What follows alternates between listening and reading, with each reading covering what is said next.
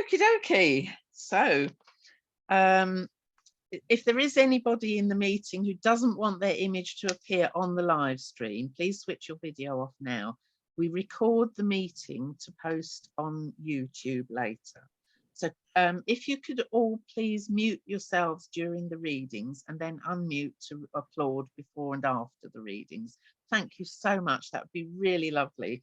And I will give verbal reminders about that. I've started the Zoom recording, and I've started live streaming to Facebook. And anybody that arrives a little bit later will still be admitted, but they'll be muted on entry for minimal disturbance. Right.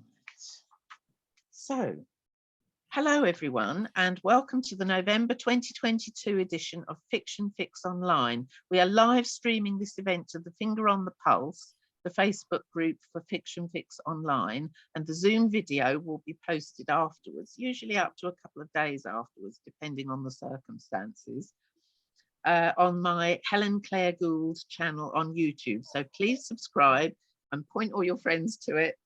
And if you want to join the Finger on the Pulse, please just ask to do so, or message me on Facebook to ask for an invitation. There are a few rules to review and some questions to answer, but the group is for readers and listeners. At our Fiction Fix live events, we used to have a books table. Now, we can't do that exactly with Fiction Fix Online, but authors reading this afternoon, please post your book details in the chat. So do include your website along with a link to the ebook and the seller or sellers for the print version. Prices would be helpful, and an ISBN or ASIN if you have it, and anything equivalent on other retailers. On Amazon Kindle, the ASIN should, I think, take the readers straight to the book. This can be done at the end or at any time during the show while you're not reading, and I'll post all the details with the live stream and video or in the comments below it as appropriate. If you hear something that you really like, please use the reactions to show your appreciation, and I will just demonstrate. It's on the bottom about the middle of the screen. If you click on reactions, you get things like applause, thumbs up, laughing, or joy, perhaps joy, open mouth, heart, that sort of stuff. You know, if you want to use those, I've put heart up now. And then if you would like to applaud as well, that would be great. Yeah.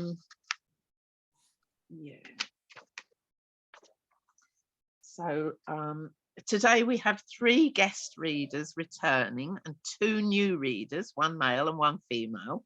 We like to keep things even, you know. 3 of our authors are US-based writers, and 3 of us are from the UK. So now please unmute everyone, as our first author brings us a Christmas-based fantasy comedy, I believe.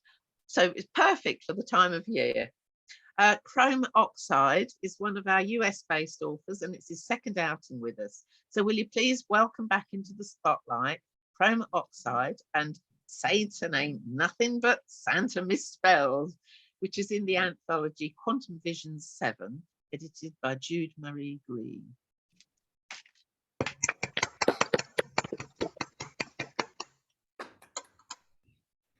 Thank you.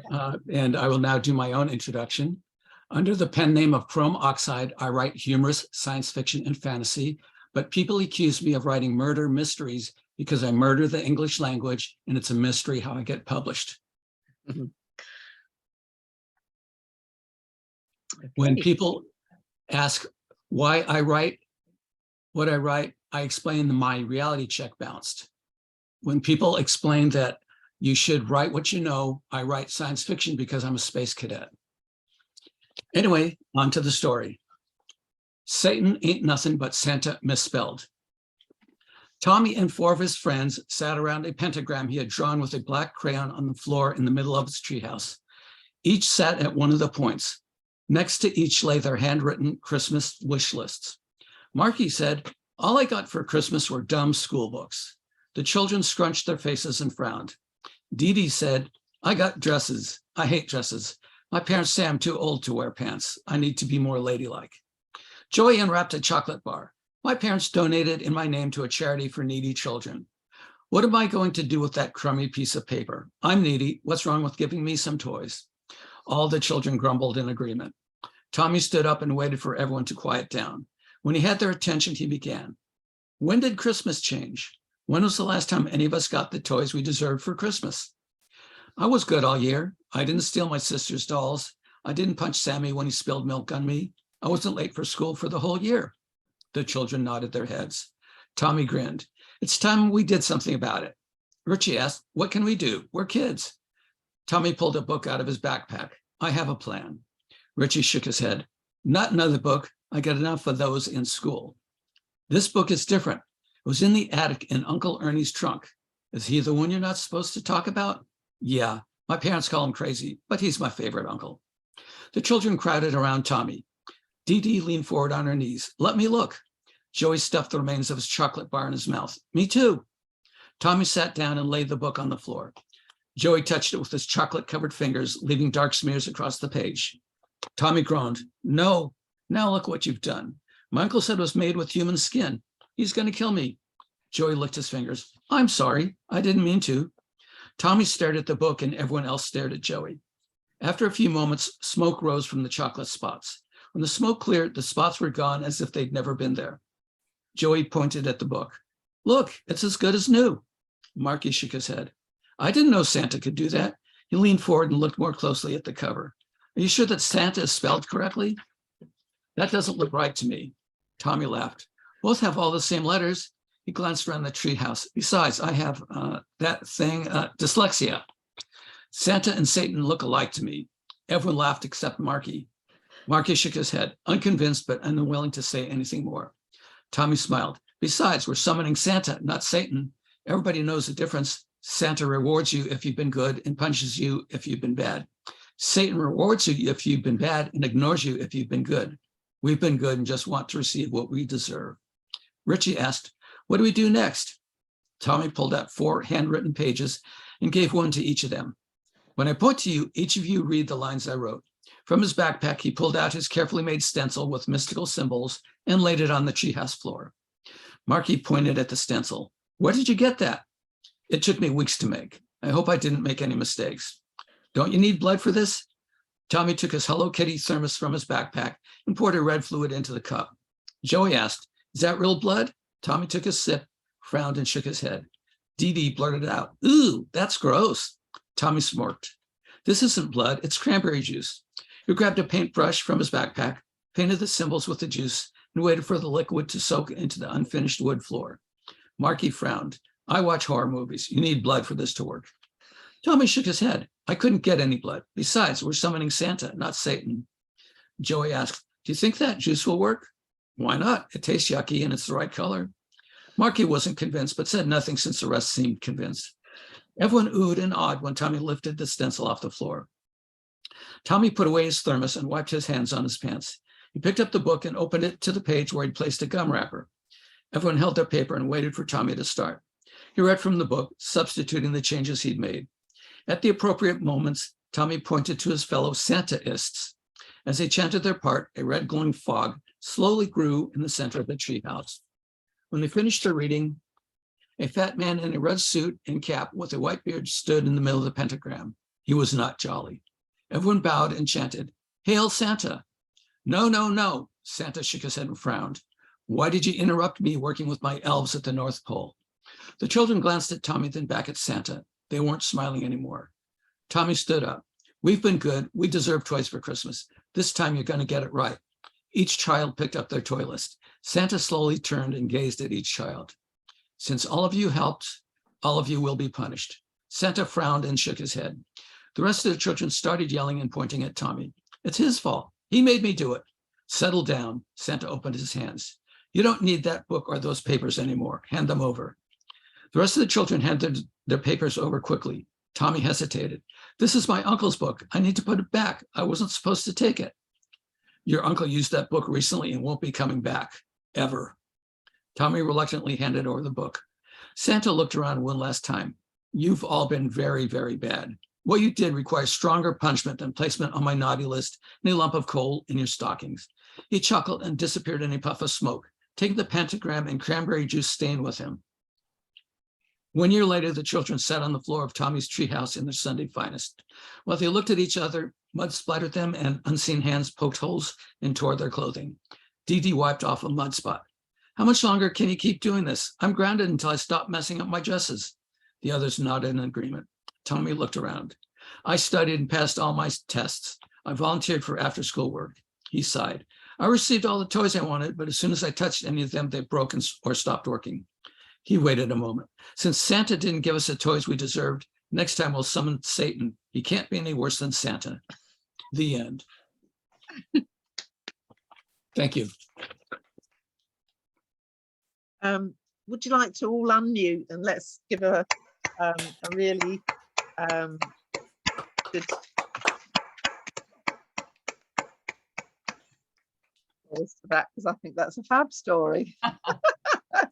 Very, very entertaining as well. Oh, brilliant. So thank you very much, Chrome Oxide. And yeah, Satan ain't nothing but Santa misspelled. I love it.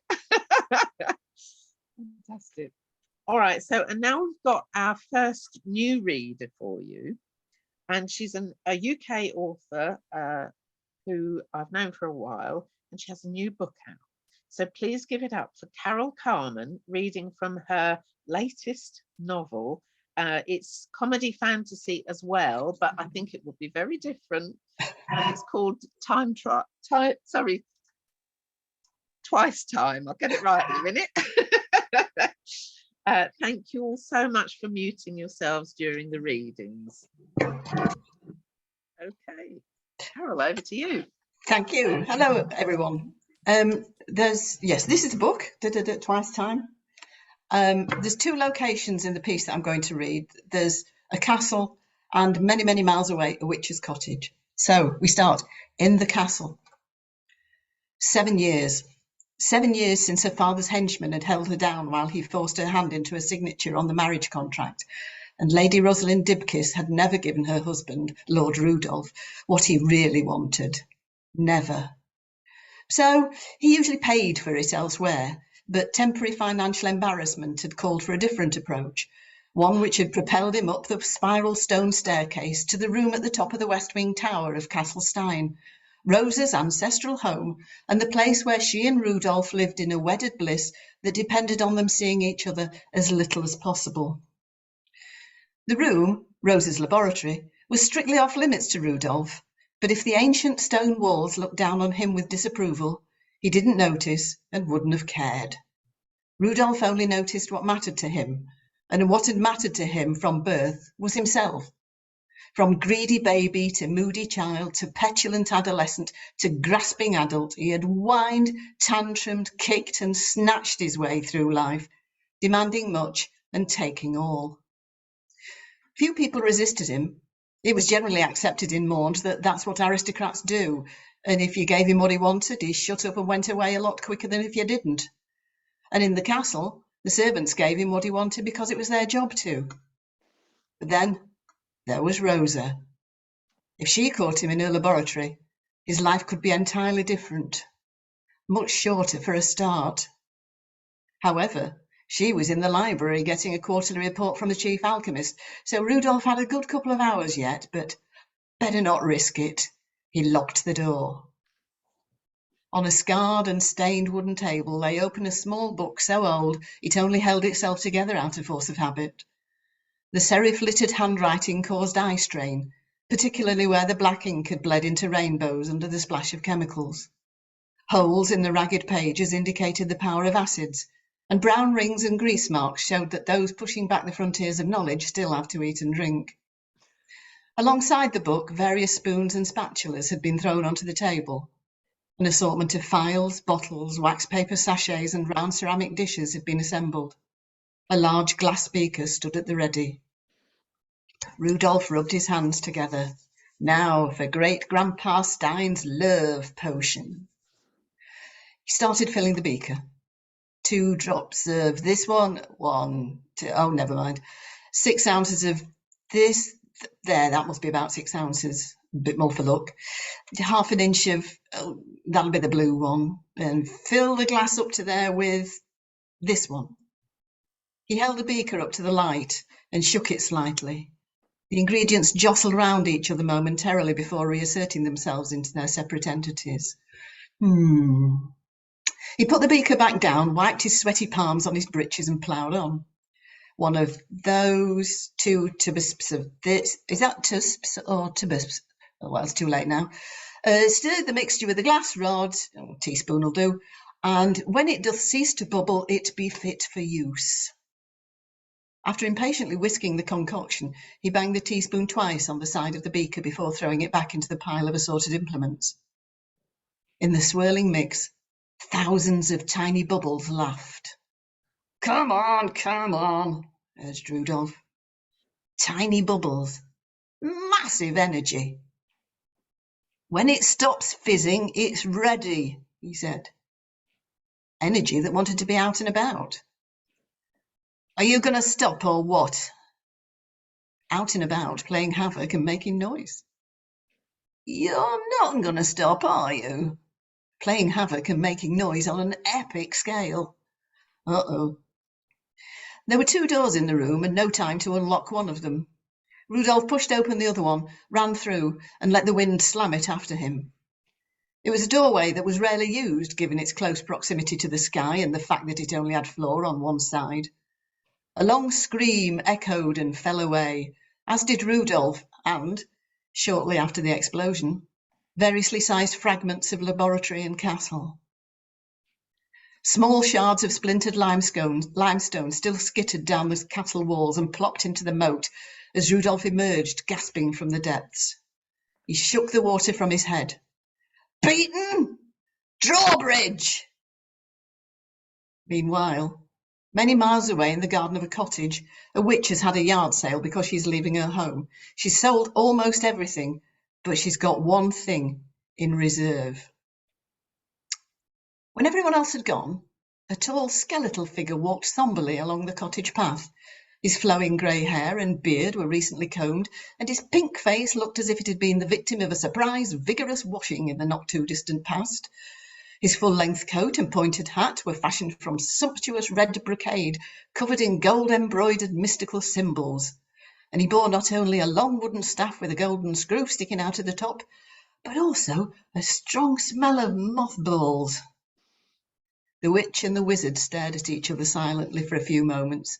Then the witch lifted a small red cloth from the centre of the table, revealing a clear glass sphere standing on a short silver shaft. The man shivered momentarily. How much? She folded her arms. Well, that's up to you. Resting his wooden staff in the crook of his elbow, he put a hand inside his robe and retrieved a leather drawstring pouch hanging on a cord around his neck. He opened the pouch, took out 5 gold pieces and slowly laid them on the table. The witch glanced at the coins, then at the pouch, then back at the man.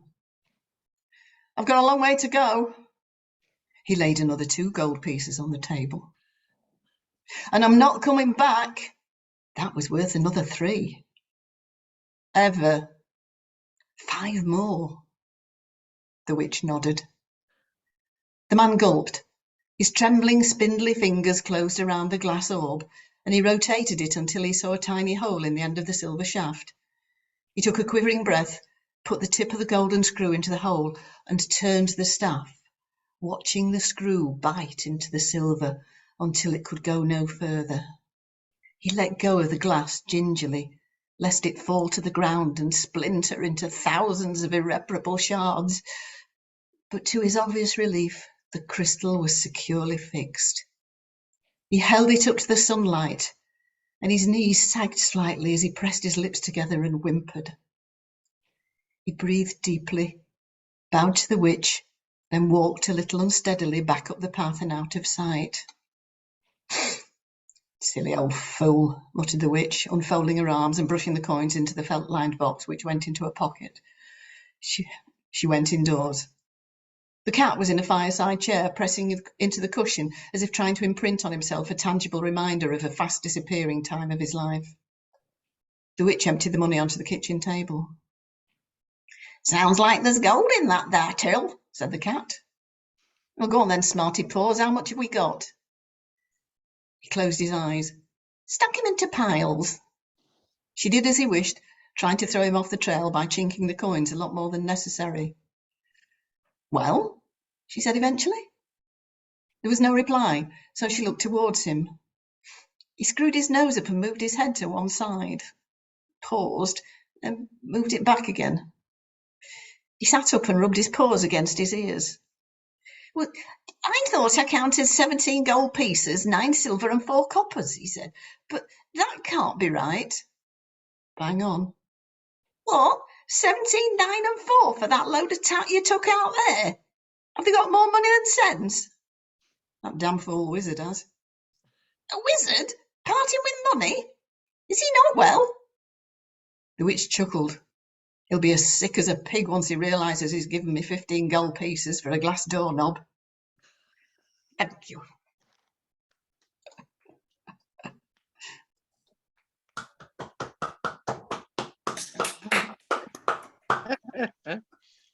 Oh dear. So please unmute yourselves now and let's hear it again for Carol Carman and her latest novel, Twice Time.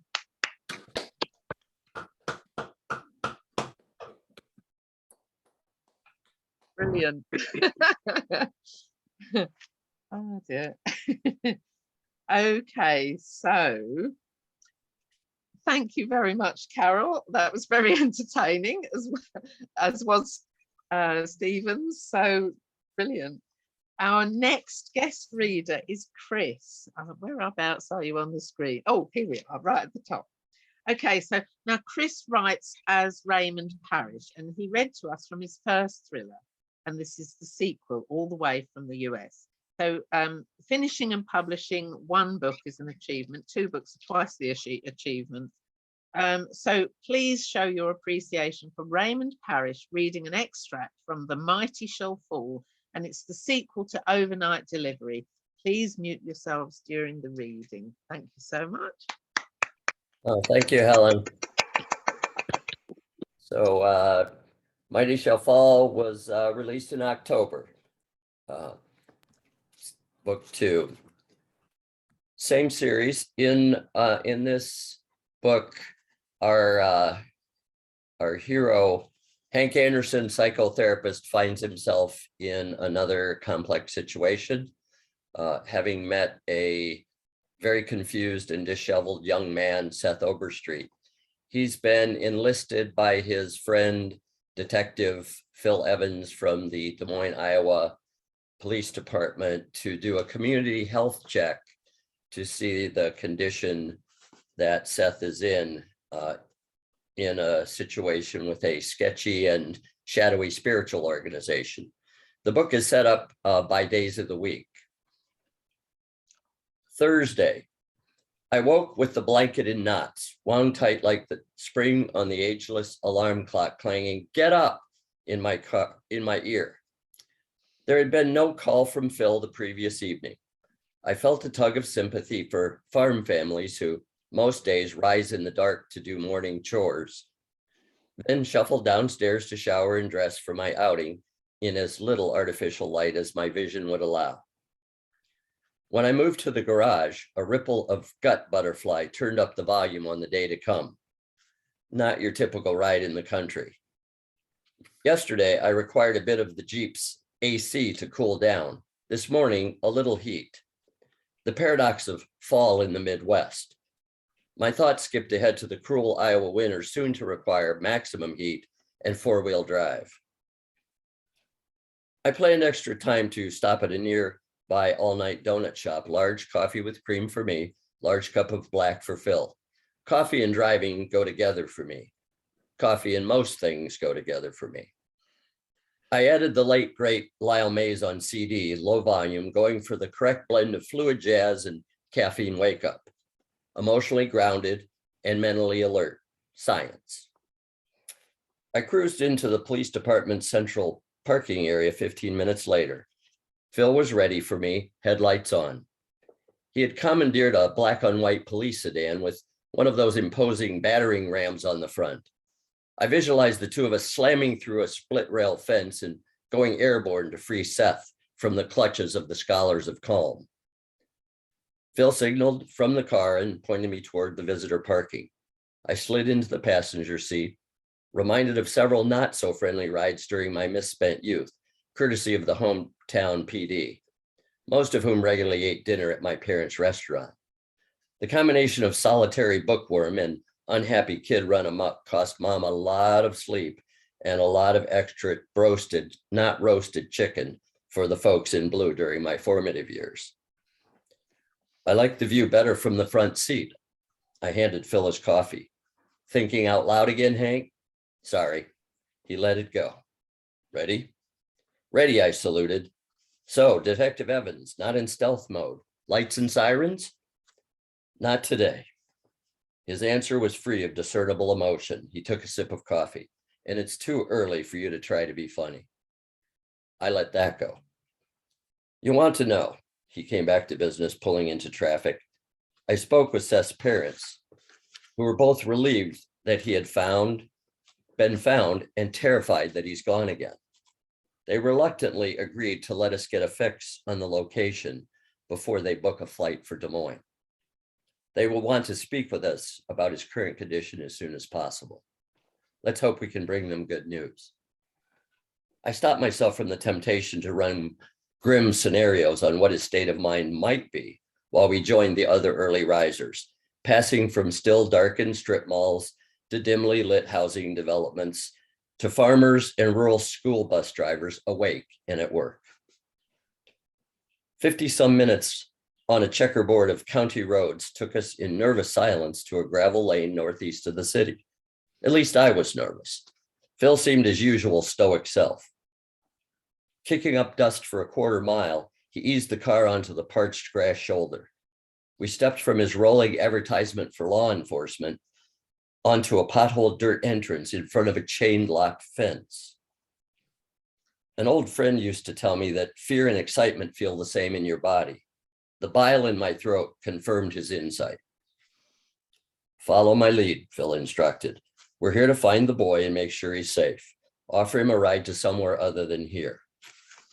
He tapped a mechanism smaller than a thick cell phone attached to his XXL trench coat. Unfortunately, I'd seen them on the uniforms of officers at speed traps around the city. Body cam. We'll also gather information, he said. What if they refuse to talk to us? Won't happen. What if they ask us to leave? He squeezed a 6'5" brickwork frame between the gate and a nasty mass of side brush. Follow my lead, he repeated. I swallowed the sense of physical inadequacy I often felt in the big man's company and forced myself through, my clothes collecting burrs he managed to escape.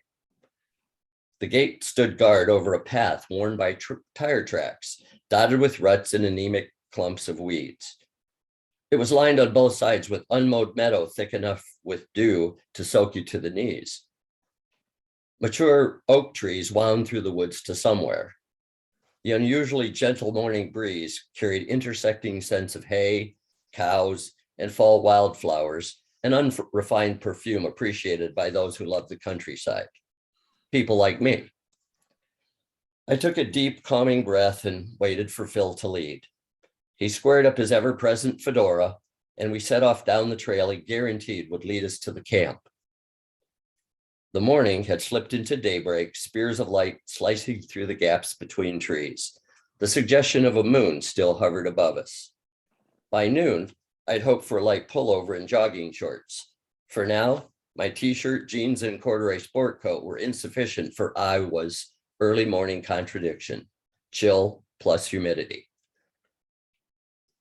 A couple of football fields in length down the path, we rounded to the south and were met by an unnatural mixture of voices in song and the earthy smell of an open fire. Well, we know someone's here, he said. Holy shit, I said. He gave me a pass on my profanity. We're not here trying to sneak up on them so we can talk. Stay with me. Don't wander off. We'll be fine. Got it. He shot me the side eye. We had a checkered past involving his directives and my level of compliance. In a clearing, the makeshift road ended in an unkept yard of a derelict gray farmhouse large enough for several generations of family. The house was 2 stories with shutters at least a decade beyond their original forest green and a wraparound porch. On approach, the rest of the property took form.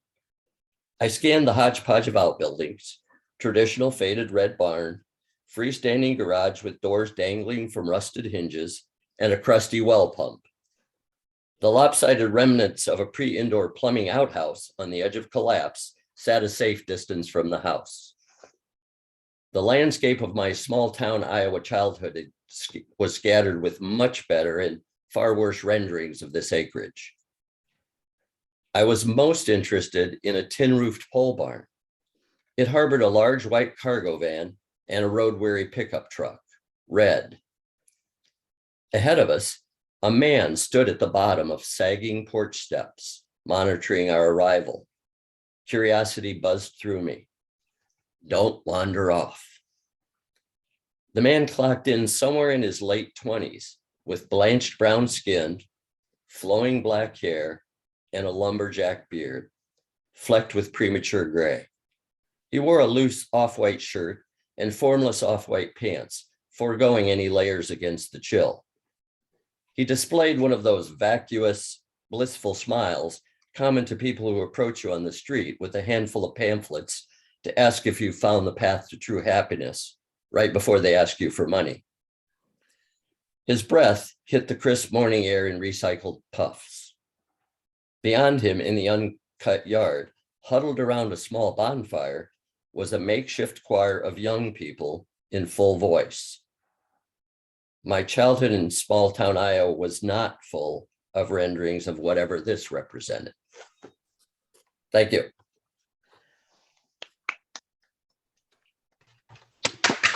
So please unmute yourselves now and make some noise again for Raymond Parish and The Mighty Shall Fall. Thank you so much. Okay. And now, next up, we have Pat. Pat Spencer is another of our US readers for today and the author of the very excellent Story of a Stolen Girl, and she returns with a new novel. This one is just about to be published. It has got a very intriguing title. Pat, can you please explain to me what Golden Box Tea is? Golden Box Tea is potato pancakes, Irish potato pancakes. So a staple of life. Yeah, and absolutely. My main character, who is based on my mother, Kate, she doesn't have any friends, but in her tenement, there's an older woman that befriends her, and her friend, whenever anything goes wrong, and a lot does, that's the cure. If you, especially if you put an extra pat of butter in the fry pan, then everything's going to be okay. Yeah, I thought it was going to be something like fish fingers. Oh gosh, I haven't had fish fingers in such a long time. My husband keeps having fish finger sandwiches, but don't tell anybody. I will not. No, I will not reveal your family secrets. Okay, so will you please put your hands together for Pat and her historical fiction tale, and it's got this intriguing title, Golden Box Tea in the Fry Pan. Okay. Thank you, thank you, thank you. So, and when does the book come out? I'm not sure yet. It's under contract with Pennant Publications. It's a small traditional publisher located in Texas. Yep. And so it's in the process, and I mean it's such a slow process, so different than self-publishing, which I did with with the Story of a Stolen Girl. Yeah. It is different. Okay. Take it away, Oh, Pat.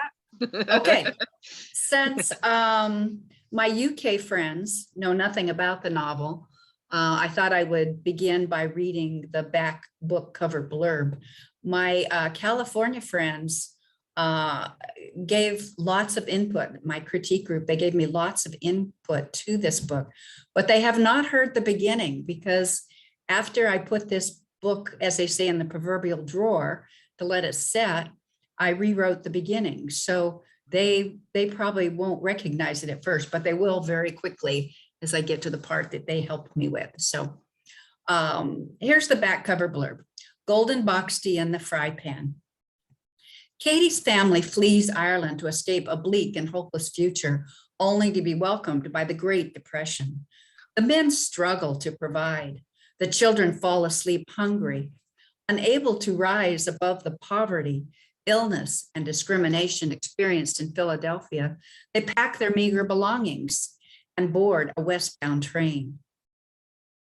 Just as Katie's multi-generational family achieves the bounty of life in America, an unexpected twist of fate reverses their good fortune. But she isn't about to stand by while the family she loves disintegrates around her. Katie wrestles with her fears, faces her insecurities, and assumes responsibility well beyond her years. Abandoned by those who should stay and care for her, instead of giving up, she takes on more until her alcoholic father leaves her and 3 youngest brothers at Sacred Heart Orphanage for safekeeping. Only it isn't safe. Now it's up to Katie to orchestrate the great escape. But she's only 14. Inspired by true events, Golden Box Tea is a heartfelt story of a young girl's ability to survive and thrive in the face of difficulties few can imagine. And now the book begins. The hospital room, Kaiser Permanente, Riverside, California. Hospitals are notoriously cold. Each sliver whisks me back in time to the wintry chill of my family's 2-room tenement. Like a spirit overhead, which I will soon be, I see myself peep out from under our threadbare blanket. Ma'am stuffs the firebox, then holds a match to the tip of a tightly rolled newspaper. The twigs crackle and shoot out tiny fireworks. In anticipation of its warmth, the corners of my lips turn up as they did then. I smell the oily mattress where I slept on the floor, squeezed between my parents' and grandparents' iron-framed beds. Even though the hospital bed in which I now lie measures barely 36 inches wide, it is luxurious because I am free to stretch my arms and legs instead of curling up small enough to fit between my older brothers, Joe and Ed, at my back and my sister Mary in my face. My childhood was difficult beyond what any young person should bear. I lost more than most. To evade further hurt, I padlocked my feelings into the right-hand bottom corner of my soul. The pain is great as these emotions break free. My daughter sits in a metal chair beside my bed, staring at the wall. I can't read her face. I never taught her to share her feelings. How could I teach her something I cannot do for myself? And now it's too late. The doctor explained, in addition to pneumonia, my old heart is giving out. My daughter has a copy of my DNR, but since I survived these things before, she doesn't realize I am dying.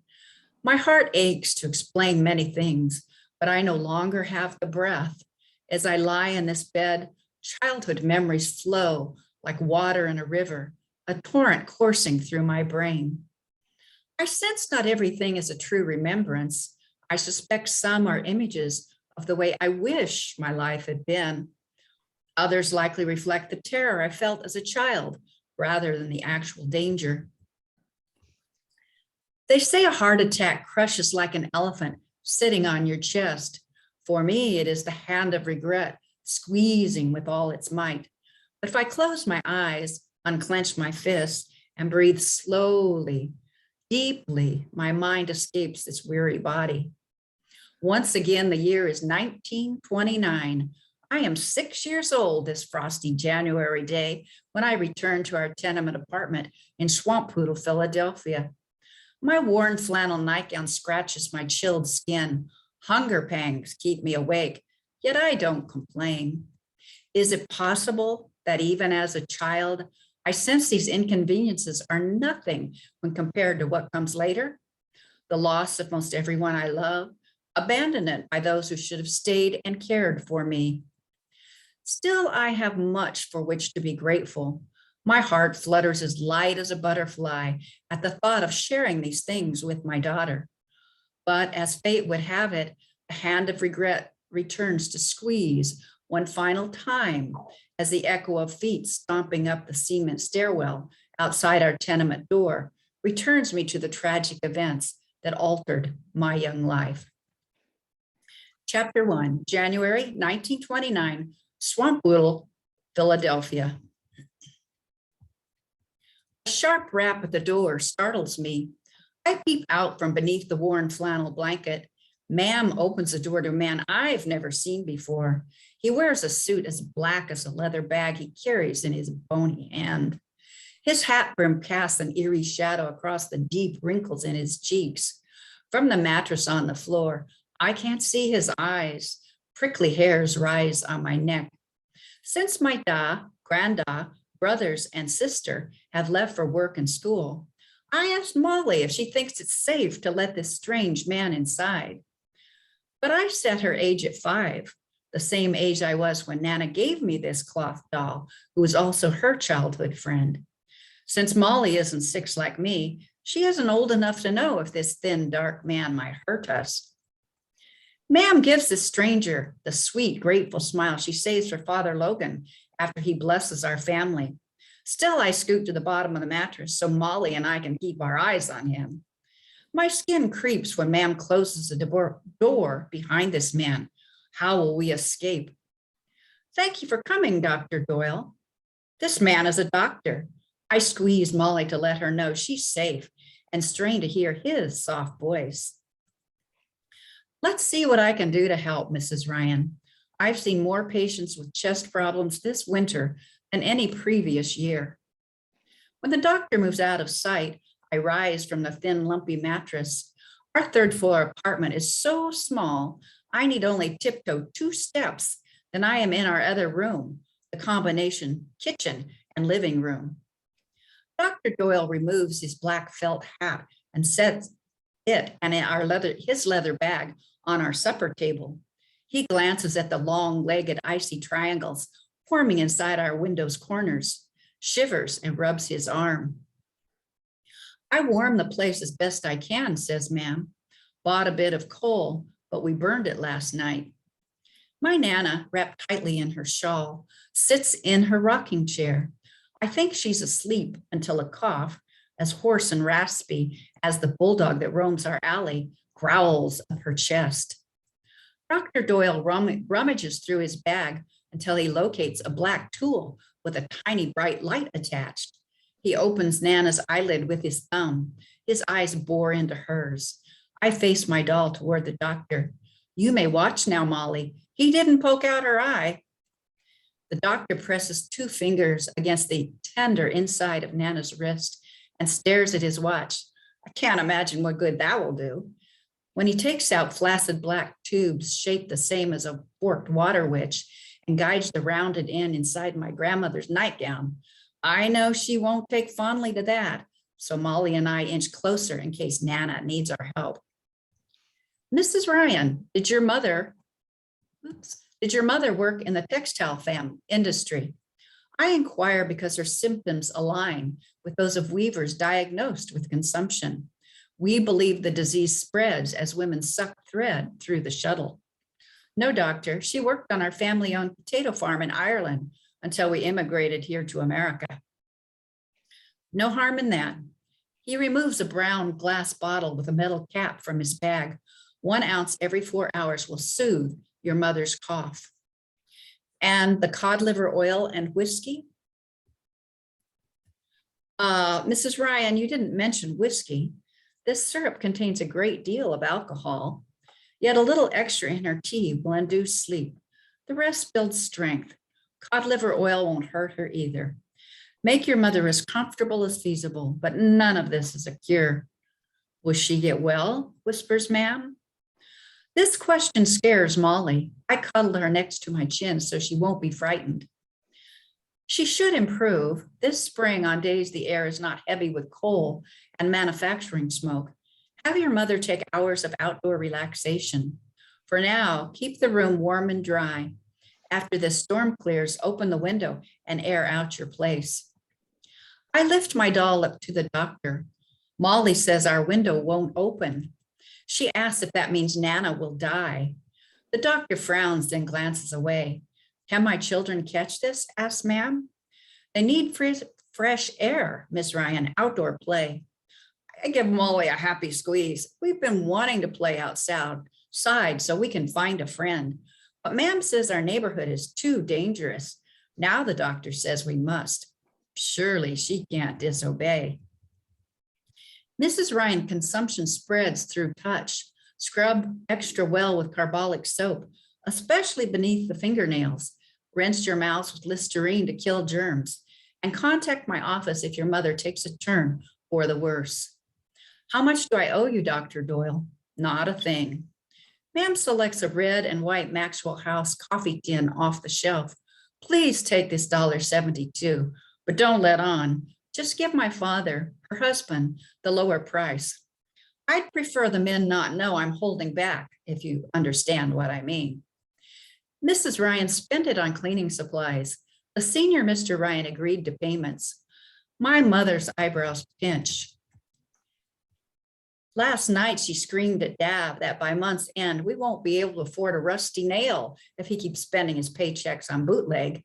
And that was before she knew of this promise to give the doctor our money.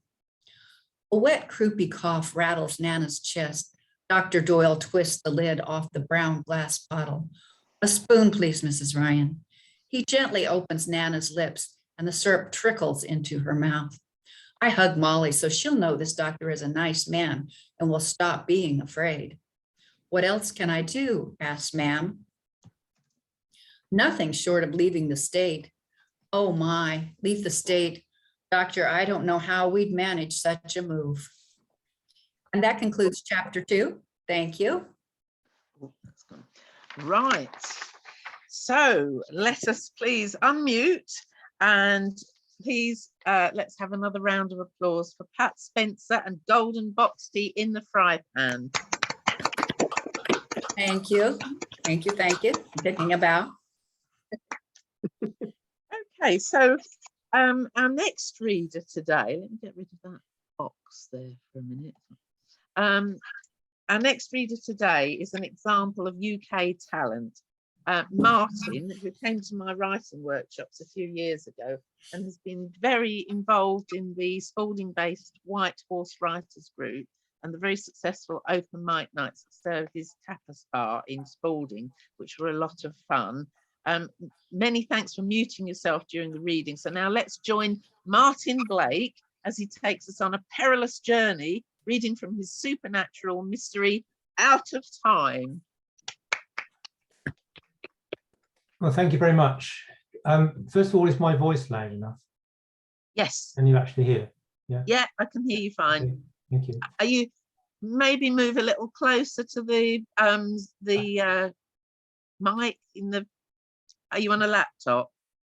No, I'm on a PC, but it's what comes with buying a £20 webcam from Argos, I'm afraid. Oh right, okay. In case our American friends don't know, Argos is, I suppose, the equivalent of Primark or something, isn't it? Yeah. It's cheap. It's one of the shops over here. So I will try to speak up. Yeah, no, that's good. That's fine. I wasn't intending to, but I thought, as Pat's just done it, the easiest way to introduce the novel is just to read the blurb on the back. Researcher Rosemary Torrance gets an unwelcome surprise when she encounters a long-lost manuscript, which has turned up in the university library in the most mysterious of circumstances. Through the ancient lanes and courtyards of Cambridge, Rosemary's life is invaded by a sinister presence, leading her on a quest for the true identity of Elizabethan occultist Richard Bonner and the nature of his apparent links with the strange worlds of John Dee and William Blake. The consequences are life-changing both for Rosemary and for the woman she is falling in love with. Out of Time challenges our everyday assumptions about human psychology and our relationship with the metaphysical realm. So there you go. Right.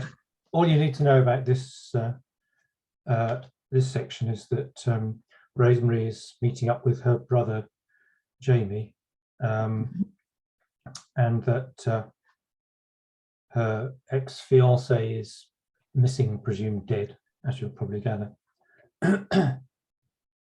Next morning, the rain has ceased, but the air is still humid as Rosemary walks down Castle Hill in t-shirt and shorts to buy a Sunday paper. She finds herself continuing past the newsagent's shop and stopping to watch the river traffic below Magdalen Bridge. A party of Japanese tourists, many weighed down by the Nikons hanging from their necks, waits to be taken on chauffeured punt trips from Scudamore's boatyard. She takes out her phone and goes to her address book. Hi, Jamie. What are you doing at lunchtime? Putting my feet up and watching the cricket. Like hell you are. Meet me in the Champ at 1. She arrives at the Champion of the Thames at 12:45 to find the only accessible section of the bar is sandwiched between two fat men on stools, who, observing her attempts to attract the attention of the barman, make no effort to move to allow her through. Her frustration overflows. Bought a life indenture of this stretch of bar, have you? They respond to her tone of voice rather than the words, which they do not understand. You only had to ask, love. Bit of politeness costs nothing. They mutter as she walks away with her drink, but her assertiveness has not been in vain. The little alcove next to the fireplace in the back bar remains unoccupied. She places her glass on the table and settles down to wait for Jamie. After a couple of minutes, she borrows a pen from behind the bar and begins to write on a beer mat. What's a day without you worth? A day to feel time's cold grey hands, the slings and arrows of sepulchral curse, crimson cords to strangle the stars. Wondering if she's been exposed to one too many of Polly's streams of consciousness, she turns the mat over. Jamie walks in at 1:10, looks around until he sees her, waves, and a couple of minutes later brings over a pint of IPA and another glass of wine. We could have sat outside the Clarendon. Why do you want to be stuck inside on a day like this? I'm comfortable here. Anyway, I thought you liked the beer. I also like fresh air. Never mind, down the hatch. Jamie drinks deeply and lowers his pint onto the beer mat on which Rosemary has written. She lifts his glass and draws the mat closer to her. Jamie raises his eyebrows inquiringly, but says nothing. They sip their drinks and watch the people around them for a couple of minutes. Jamie begins to fidget. You sounded a bit agitated when you phoned, he says. Not agitated exactly, more a feeling that I need to talk to someone I can trust. If our last conversation is anything to go by, well, I can hardly talk to Mum, can I? Don't you trust Sharon? Yes, but not in that way. She's a bit too close, if you know what I mean. She's still coming on to you. Sharon's been coming on to me for as long as I've known her. I can deal with that, but I'm not sure I'd trust her with highly confidential information, any more than I'd share it with a man if I thought there was any chance I'd get involved with him.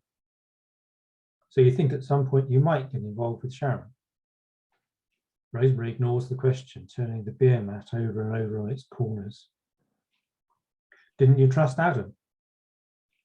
I'd have trusted Adam with my life, I think. But that's neither here nor there now. Jamie drinks and takes his time responding. Do you still see him?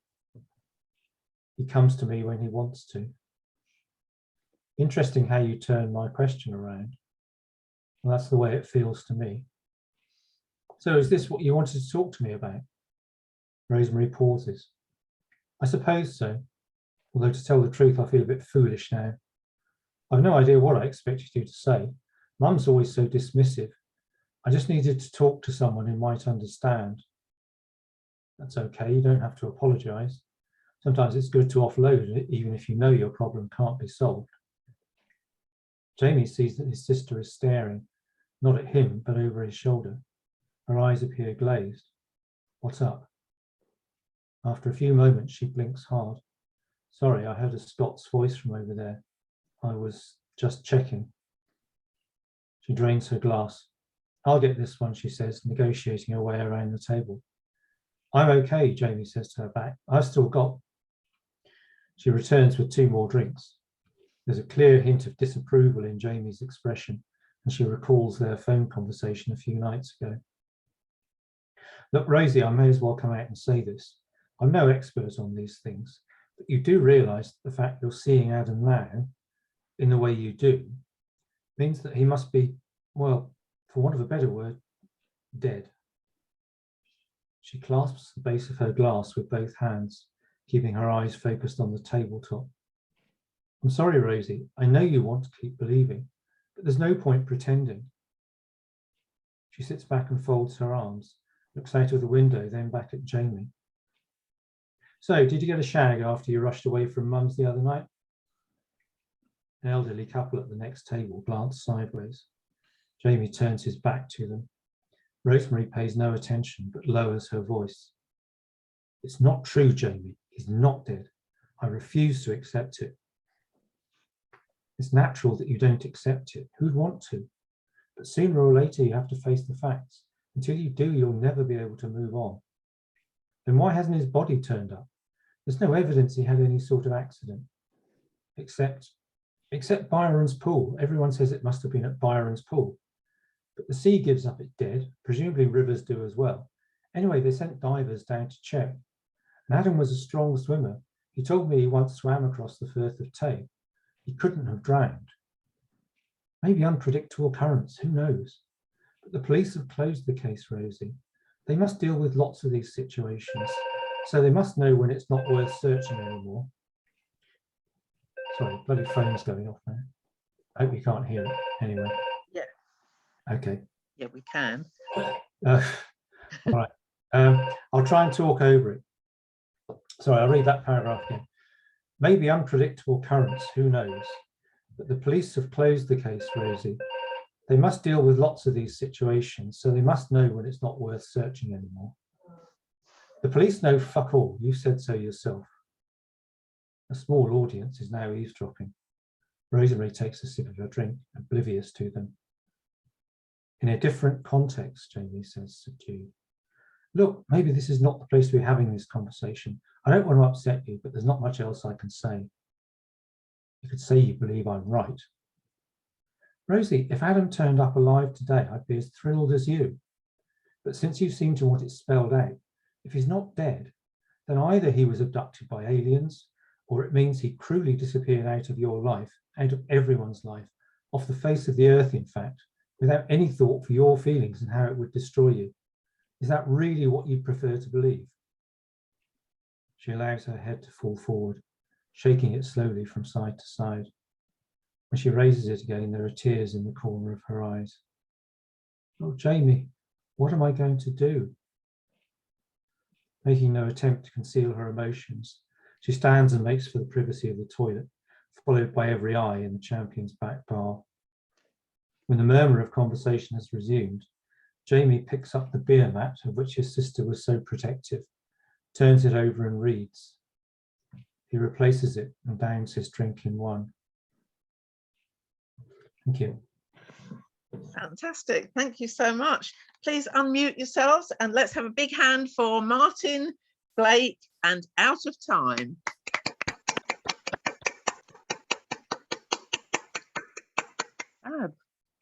Okay, so I'm going to wind up the session now with a reading from the Zarduth Imperative Clanship, which is the ongoing novel that I've been reading from. We're still on chapters 9 and 10, and we're carrying on from events in October, where Hardy arrived in the Labour camp, and that leads to a bit of a problematic development for the camp commander. So last time, Chebu Restik, who is the Kiai camp commander, saw that the prisoners were marching outside in the labour camp that he commands, and this is his reaction. A ticklish situation, Chabot commented, as Trask joined him on the step. Beneath his cool demeanour, his mind raced. Now, is this an orchestrated event to distract my attention from something else, or a genuine protest? If it's the former, I might be able to exploit it for everyone's benefit, and if it's the latter, I will still need to sort it out, and before the Voth get wind of it. Bring the translator from the office. Trask hurried back inside and reappeared a few moments later with the unit tucked under his arm. Chabot crossed the compound and tried to identify the organisers. He'd expected them to march at the head of the procession, but because they'd formed a circle, he couldn't tell where it began. In the end, he stepped forwards with his arms raised and yelled, "Stop!" This had the desired effect, and he'd strode over to the marchers at the front of the column. He hadn't expected to find the marchers from 3 worlds, each leading a column, but then he hadn't had any preconceptions at all. The situation was unprecedented. Even the few humans had a leader, the tall man with near white hair who'd just arrived in the compound. "Are you the perpetrator of all this?" he demanded. "We are," chorused several voices. One was a Declaney, Gervished, he remembered. 2 slim, wiry Zarduthi led their column. A youth who had recently arrived in the compound, and the man Lomar, already imprisoned there for several years when Chabot had arrived to take over as camp commander 5 years before. He glanced along the line. Even the injured leader of the Zarduthi, Erin Garm, marched with them, despite the spinal injury which bent him double most of the time. His partner Laline supported him as always. "Why are you marching?" "We need more food," Lomar said. "We can't manage on what you give us, especially now there are more prisoners here." Chabot sighed. "I know it's very limited, but I'm just sent what our supply lines have available. I'm told you Zarduthi are able to eat the sand crawlers." "We do, but neither the humans nor the Declaney can eat them, and they don't turn up in the compound every night." "True."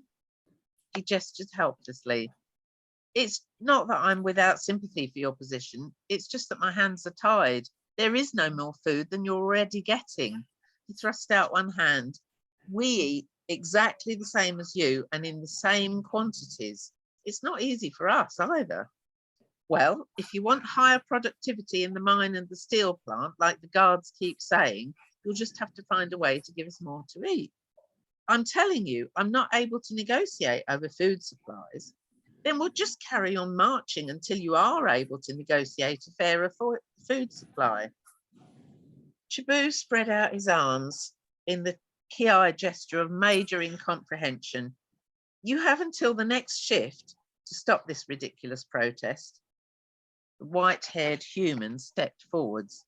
"No," he said, "you have until the next shift to consider our demands." He coughed. Chabot saw his eyes were still streaming. "Then we want a positive answer." Kaboom! The sound of the detonation reached Chabot shortly after he'd returned to his office. The explosion sounded as if it was directly overhead. At first he thought it was a storm, though they occurred infrequently on Declan. He scraped back his chair and rushed outside. The marchers had stopped their protest at last. Most were huddled together on the ground. In the sky, far above the compound, what looked like lightning bolts slit the air and spiked into the chimney. Grey smoke surged into the air and mingled with the clouds of soot the plant produced day and night. Percussions sliced the air. Chabot crouched, staring, as a high-intensity shockwave radiated from the chimney as it crumbled.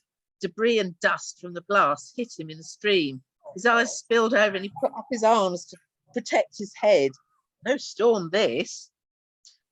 Thoughts flashed through his mind in an instant. If a ship's got through the fleet, that must also have been attacked. But the Voth won't let it ride. They'll take down whoever it is without mercy straight away. And unless we come up with something, we'll be next on their list for not stopping it. More lightning. The next target was the steel processing plant.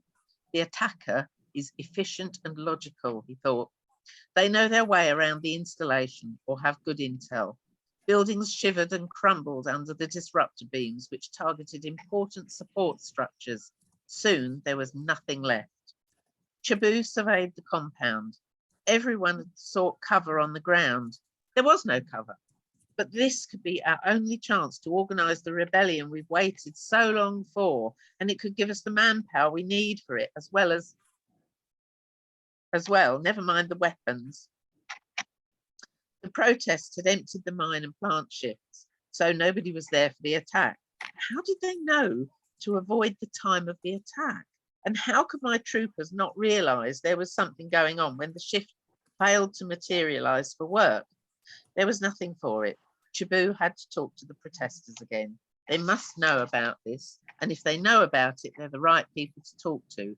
They can create chances like this. Overhead, another spike of lightning stabbed the air. It lit up the sky, bright as day, enough to see where the bolt was headed. More followed. The mine, with its complex systems of conveyor belts and rail tracks, wouldn't survive the night. One of Chabu's men ran up. "Sir, what should we do?" "Nothing." Chabu allowed a smile to curl the corners of his mouth. "Absolutely nothing if you want to live. Stay in the compound. Get on the ground if you want. We're safe here." And I'm just going to go to the viewpoint of a couple of people in actually in the compound. "Arg!" Julie Harkness flinched as something struck her arm. She tried to pull Lucy closer for protection, but her arm didn't function. Eddie flung his own arm across both of them in a futile gesture of protection. "Are you all right?" Julie shook her head. "Something hit my arm. It hurts and I can't move it." "Hell, wait a minute." He wriggled around so that he could see better, but still protect them with his own body. Another flash pierced the darkness. Her arm lay along her side with a bend where there shouldn't be one. "Julie, I think your arm could be broken. Just try to stay still." "Mummy! Ed! Daddy!" Lucy sobbed. "What's going to happen to us?" Eddie could only shake his head. "I don't know, sweetheart. I just don't know." Thank you very much. Yeah. Right. Thank you so much. So, all right, okay.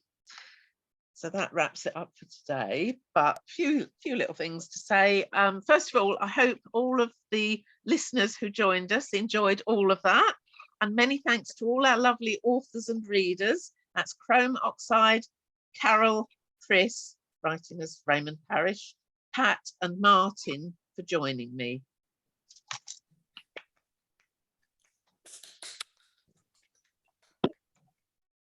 Okay, and thank you so much to our lovely friends and family studio audience for joining us and supporting our readers today. And if you'd like to stay and join our chat with the authors after we finish, you are most welcome to join us. That part will not be recorded or streamed, so if you put your video off, you can safely put it back on. I think most of the people actually who have put their video off have gone, but anyway. Authors, if you haven't yet done so, here's a reminder to please include links to your books in the chat or send them to me afterwards, and I'll post them on my timeline, in the Finger on the Pulse, on my LinkedIn and on my YouTube channel, Helen Claire Gould, and on my website, www.zarduth.com. Do include prices, ISBNs or ASINs, stockists, national, international and local, and your websites too. This has been Helen Claire Gould, comparing Fiction Fix Online and bringing both new and established writers in various fiction genres to your attention. So thank you so much for joining us.